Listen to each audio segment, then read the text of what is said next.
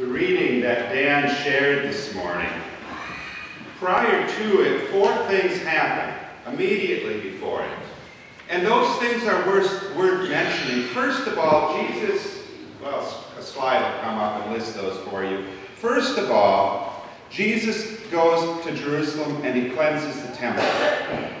And those who are leaders in Jerusalem, the temple leaders, decide they must have Jesus killed.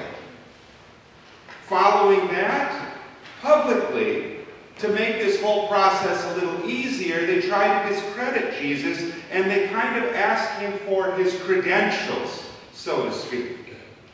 That doesn't work so well. Jesus ends up critiquing the temple leadership, talking to them about their fall and about the temple falling. And at this point, they want to arrest Jesus, but the crowds are kind of cheering, and they don't like the temple leadership much either. And so they can't really arrest Jesus, so they take the next step. They decide to ask Jesus a tax question. And then, as now, tax questions have political implications. And they ask if it was right to pay taxes to the Romans. If Jesus answers no, well, the Romans will take care of Jesus from there and make sure he's out of the picture. If Jesus answers yes, well, then the Jewish people aren't going to like Jesus. And he somehow answers with what's on a coin, a Roman coin, give that to Caesar and give to God what is God's. So he keeps slipping through their traps. They have yet another trap, and this one is where they go today with Jesus, asking him about a question about the resurrection. To simplify it, half the people in Jerusalem don't believe in resurrection, half the Jewish people. The other half of the Jewish people do believe in resurrection. And if he says yay for resurrection, half the people are going to dislike him. If he says no for resurrection, half the people are going to dislike him. And it's better to have half the people disliking him than none of the people disliking him. They're trying to bring Jesus down. That is today's question. And you can reread the details of the question, who marries who and all that if you want, but I want to get right to Jesus' response. Jesus ends his talk with this line: God is the God of the living. To God, all are alive. You can think of those that you've lost, who have gone on to heaven's shores, or who you still grieve for. This past time within this congregation, I've had the opportunity to gather with people on 5 occasions to share in this farewell and to share in naming our faith.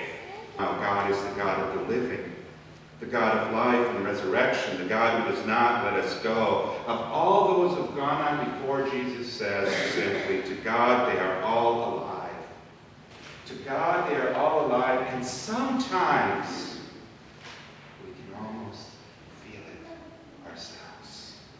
Sometimes this promise of life and hopes lifts us beyond our deepest fears and our widest worries. And Jesus knew full well what was happening in Jerusalem, and that the leaders were trying to look for a way to discredit him, to take him out of the picture, to silence his message, to take his life.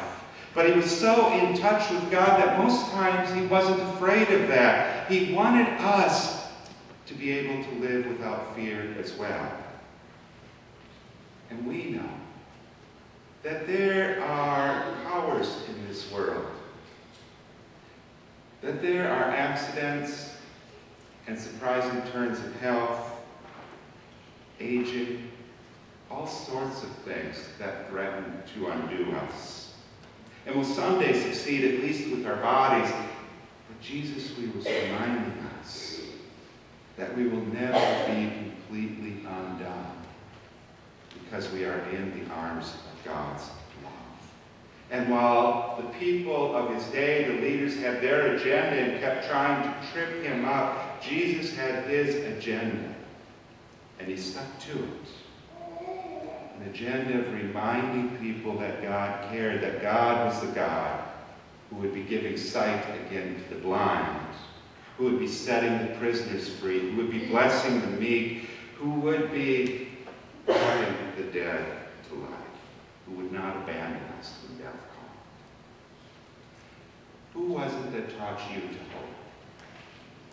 Who was it that still lives in your heart as a role model for what faith is, for what it looks like, for what the best in life can be?